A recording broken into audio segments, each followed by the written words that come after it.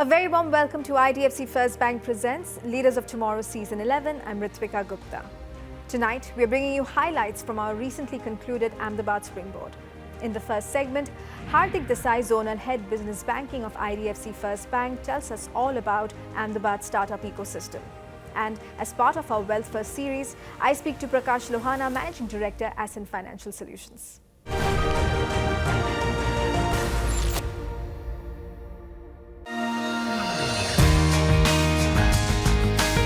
Fondly known as the Manchester of the East, Ahmedabad comes with the legacy of an impeccable industrial landscape and significant economic presence.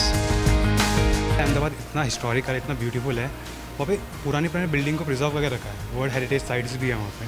तो पुरानी building, लकड़ी की दीवारें, ये सब अभी तक है जो बहुत ब्यूटीफुल लगता है देखने में। आजकल ये सब देखने को नहीं मिलता हमें। From cotton textiles to pharmaceuticals to automotive, the city truly manages to embody the entrepreneurial spirit. Ahmedabad is also such a great city. Our Honorable Prime Minister has developed in such a fantastic way. It's an exemplary city for other states to follow, and Gandhi Ashram is falling in one of those areas where people really travel across the world to see this. इसमें सरकार जो भी कर रही है अच्छा ही कर रही है। सरकार का काम तो करना ही है, सरकार तो पीछे हटेगी नहीं। और सरकार पीछे हटेगी क्यों? पब्लिक के लिए कर रही है सरकार भी, तो पब्लिक के सबको साथ देना चाहिए सरकार का भी। To venture into this land of industrial prowess, we welcome you to the Ahmedabad Springboard as we dive into the intricacies of one of India's oldest industrial hubs. Thank you. Good evening. I guess the AV shown earlier already sets a tone for the evening of the India growth story. I would want to put your attention to a few points. I mean, Ahmedabad also is more or less covered in the last AV, but still I would want your attention on a couple of points. So Ahmedabad is the second largest hub of cotton textile industry in India and the 8th highest contributor to GDP of India. Okay, the revenues only from textile and clothing sector is about 80 billion.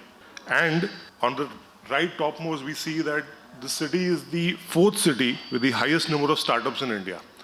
This is where we are headed in the evening, so we'll push more on that. But clearly, Ahmedabad has made its place as a business hub of India. And all of you are part of it, so congratulations on that. With Ahmedabad, there is one more growth story. That is of IDFC First Bank. I'll take a minute to show you what exactly has happened over the past 4.5-5 years. So IDFC First Bank established on 18 December 2018, wherein Capital First and IDFC Bank merged and formed IDFC First Bank. Both of these institutions had their own expertise, strengths, as you may say. One had the banking license, obviously, and one had a tremendous structured lending for the underserved in the market. Right? So the one had a large asset book, a large deposit book, whereas the other had a very micro, very granular, high-yielding asset book. Both of these merged together and we have IDFC First Bank. Now what has happened post the merger? Okay, if you see the CASA ratio, CASA is current account and savings accounts ratio to the book, was about 8.68%, which has grown to 50%. The book composition, WS and RE is wholesale and retail. This has gone from a staggering 73 to 27. So 73% was wholesale, which has boiled down to 23, and the retail has gone from 27 to 77. This basically shows that our book has grown granular and stronger, considering that the NIMs have gone up from 2.89 to 6.36. What have we done right, or what exactly are we trying to do here? Our focus has been to build a digital-first bank, which is powered by ethics, powered by technology, and for the society. Quite a few initiatives, as you may see. You may have seen the AV earlier and a few other advertisements as well, where monthly credits on the savings account come with IDFC First Bank. There are a lot of other firsts, which we'll cover in the next slide as well, which are towards the customer being the priority for us. Let's have a look at that. So monthly interest credit on the savings account is one. The interest ranges from 4 to 6.75%. And as we saw in the AV, and as we see here as well, a large part of the services that are provided in the savings account, the charges are now boiled down to zero. Okay, practically zero. With the debit card, we also have a credit card with no annual fee, no renewal fee, no joining fee, and a very important aspect, though limited use, there is no interest on the cash withdrawals that you do from ATMs till the time the next cycle comes in. From the credit card, we also know there is one term called APR. APR starts at a staggering 9% only, where you may have seen earlier, or you may have cards earlier which would start with 24 or 36%, which starts here with 9%. Post the credit card, we have a fast tag, again an industry first with all three, okay, fueling, paying toll and parking. All the three you can pay only from this card, this tag. One app that we have for all individuals and for business banking, which has all the trade flows and also some contemporary wealth programs. That's about it from my end. Thank you. And well, that was Hardik Desai giving us an overview of Ahmedabad's startup ecosystem and some of IDFC First Bank's offerings. Moving on, as part of our Wealth First series at the Ahmedabad Springboard, Prakash Lohana, Managing Director, Ascent Financial Solutions, now speaks to me about what entrepreneurs need to keep in mind while managing wealth. Listen in.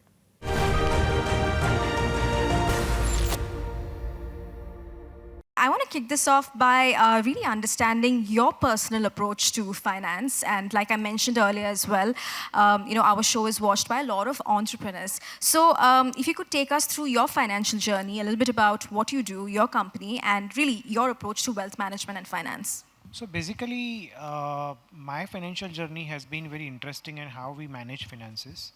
So I was doing CA, and at my young age, due to some family circumstances, I left that. And then I started as a LIC and post office advisor.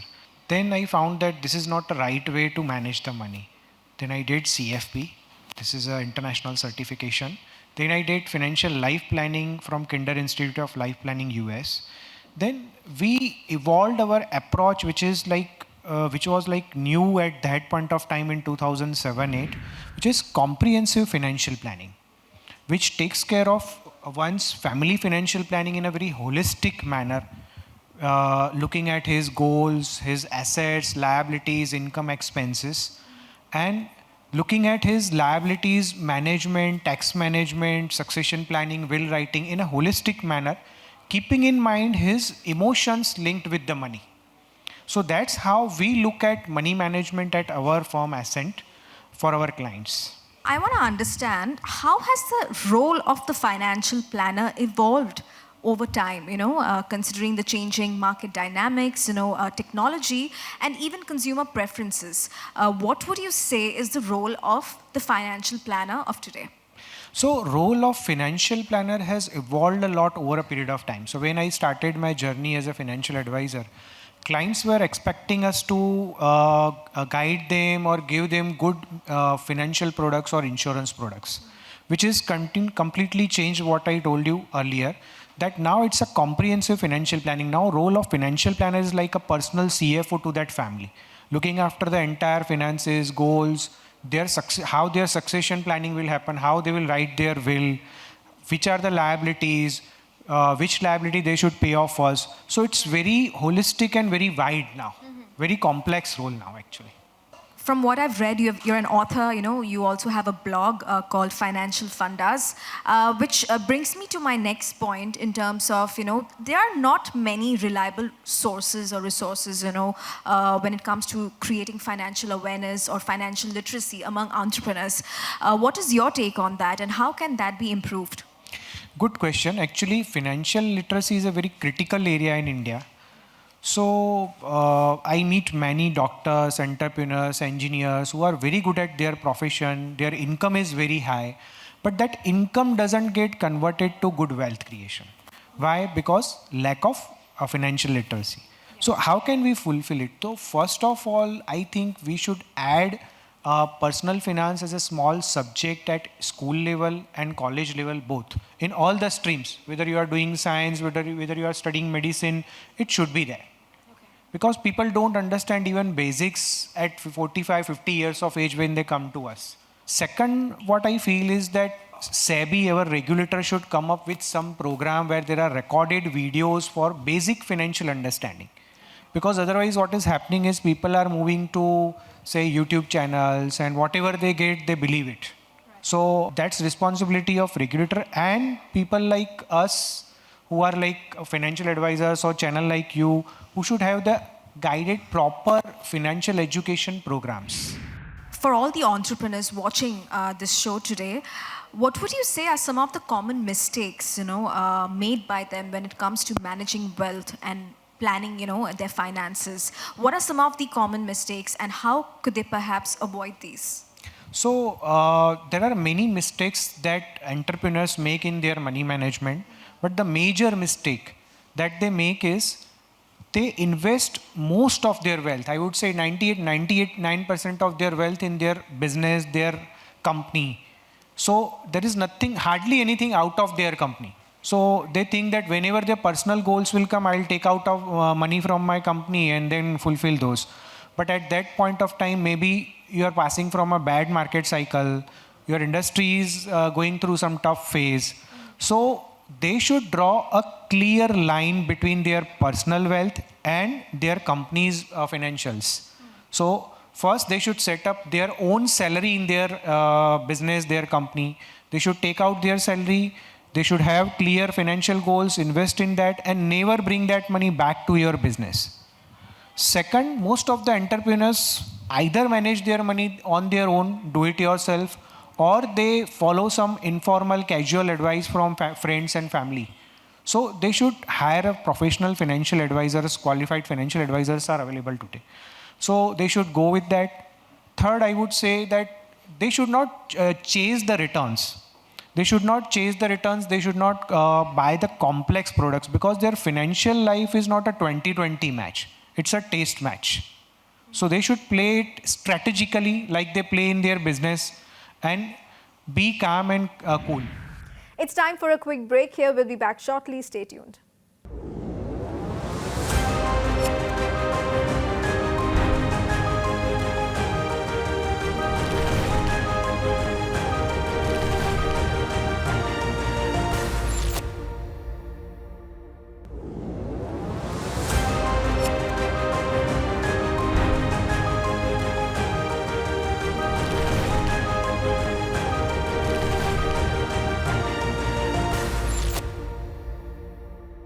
Welcome back to IDFC First Bank presents Leaders of Tomorrow Season 11.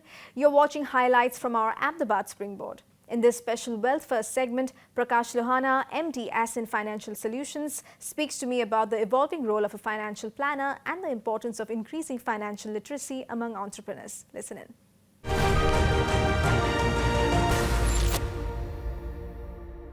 So I want to, at this point, talk a little bit about asset reallocation. Is there a perfect strategy? If not, what is your approach to asset reallocation, especially in this volatile market? So when you say asset allocation, first we need to understand that particularly entrepreneurs or individuals should first set their risk profile right. That whether you are an aggressive investor, moderate investor, or conservative investor, based on your needs, based on your personality, circumstances, first you should set that. Say if you are a moderate investor, then your equity allocation, your allocation to different asset classes would be different than the aggressive investor. Yeah. Once you are set with that, second step is allocating your money as per your risk profile. Say if you are a moderate investor, 50% is equity, 50% is debt and commodities like gold. So that way you should allocate your money. And then third step is rebalancing your money at periodic intervals. So there are different strategies to your rebalancing. You can have one strategy like you can do annual rebalancing on a fixed date between these three asset classes. Second is you can set triggers. Third is you can have some valuation-based metrics on the basis of which you can rebalance. So first set your risk profile, then allocate accordingly, and then third rebalance strategically. So I want to go back to your earlier point, when you were talking about, entrepreneurs should know, this is their personal savings, this is their business, funding and stuff. So, a major challenge when it comes to wealth management is to really know, how to invest and how much to invest, how much, is there to invest in a particular asset, right? So what would your advice be when it comes to keeping the personal savings and the business, investments separate? So they should clearly draw a line between personal savings and the business money, whatever money they have in their company. As I said, first they should set up their salary. Most of the entrepreneurs keep on investing all the money which is saved, all the profits in the business back. It is not a right strategy. They should set their salary, they should take out a money, they should have a return financial plan for their personal wealth, whatever goals they have, risk profiling, asset allocation, and for those goals, they should be regularly investing.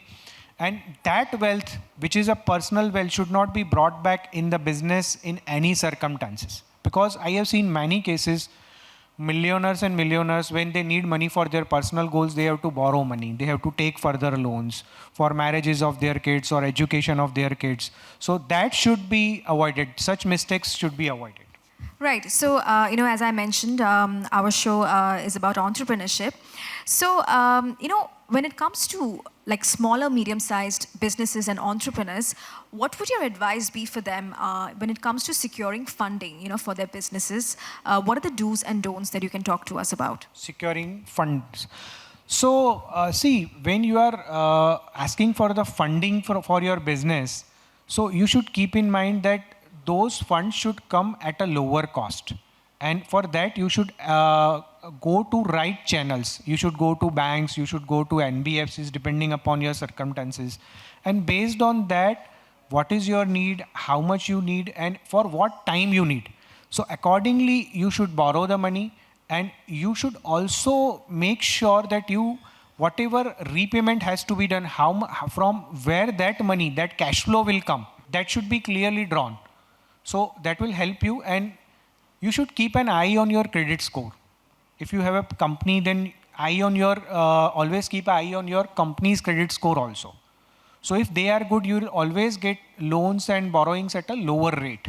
Tell me, what is your approach? I'm sure a lot of people in the audience would want to know in terms of having a well-diversified portfolio.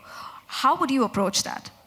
So a well-diversified portfolio is primarily meeting your goals first. Second, it has different asset classes in a right mix. Say if you have decided that I want to keep equity, debt and gold, or nowadays silver ETFs are also available. So that way it is diversified. First of all, you diversify between the main asset classes, equity, debt and commodities, and if you want real estate. Then within that, you have a sub-asset class diversification. So if you are investing in equities, it should be in India as well as international equities, say US markets or any other markets that you feel are right for you. Then within India, that should be like large cap, mid cap, small caps. Normally we see that investors get over-focused on one asset class, or say if they are equity oriented, they invest 100% in equity. If they invest in equity, they will invest in small cap. So it should be avoided because diversification is a key to risk management. And one last question, in terms of, I'm sure a lot of entrepreneurs would also want to know, what would your advice be when it comes to managing and borrowing debt? Borrowing or debt is not bad. In India, we find two types of investors. One class of investors clearly feel that debt or having a loan is like a crime. We are taught this from our parents. Like I'll give you my own example. My father retired in 1998. He had a home loan which was running at 16%. So he always tells me, don't take any home loan, don't take any home loan.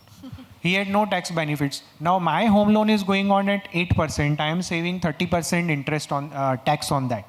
So effectively my home loan is actually post-tax effect, it is at 6%. So having loan or liability is not bad. You have to make sure that you are borrowing for an appreciating asset. And whatever rate you are borrowing, it is more than the interest that you are paying. So if you are paying interest, please also make sure that you are taking tax into consideration. Suppose I have taken a loan for a car. So it is at 9%, and I am saving 30% tax on that. Being entrepreneur, I get tax deducted. So my post-tax interest cost is hardly at 6.2. And my portfolio is earning post-tax 11%, 12%. Why should I pay off that loan, or why should I not take that loan? So while you are borrowing, you should keep three things in mind. First is, because loans are available easily, it should not increase your expenses. Like if I am buying a car of 25 lakhs, I should not buy a car of 50 lakhs because loan is available. If I am buying a house of 1.5 crores, I should not buy a house of 2.5 crores because loan is available. Second, my total liabilities should not increase 40% of my total assets. So if my total assets are 100 rupees, my total liabilities should not be more than 40 rupees. Third and most important, my total EMIs should not be more than 30% of my post-tax income. If my post-tax income is 100 rupees, my EMIs total should not be more than 30 rupees. If you follow this, there is hardly any chance of any problem. And I always prefer that if I can take a loan and if I can get a tax benefit on that, why should I not? I should invest my money somewhere where I can earn more returns. So Prakash, tell me something, when it comes to like wealth management for entrepreneurs, right? Why should they engage the services of a financial planner in today's day and age? When they have their, because I'm sure even when you talk about Gujarat and Ahmedabad as a city, traditionally it's been like everything has been done, internally, like a home, the father, the mother, the grandfather. So what is your take on that? Why should they actually, engage the services of a professional financial planner? What are the benefits? So, see, first thing I would say that financial planners are, now you have qualified financial planners and even SEBI registered financial planners, investment advisors. So why should you hire a financial planner? So whatever advice you receive from your informal resources like friends, family, whatever you receive, is what they believe, what they have seen. We have listened this story of 3 blind men and elephant, where one person touches the foot of the elephant and he says that elephant is like a, apne Gujarati mein bolte na, thamle jaisa hai. So that happens. So this is happening in personal finance also. Like I gave an example of my father who paid home loan at 16% and always believes that there should be no home loan because he is stuck there. So that's where we need professional financial planner who can understand your complete circumstances, who can plan for your goals, and that will help you to achieve your financial goals easily. Well, on that note, thank you so much, Prakash, for being with us today and sharing those really interesting and insightful takeaways. Thank you so much. With that, it's a wrap on this episode of IDFC First Bank Presents Leaders of Tomorrow Season 11. We'll be back with part 2 of Ahmedabad Springboard highlights tomorrow. Same time, same place. Thanks for watching. Good night.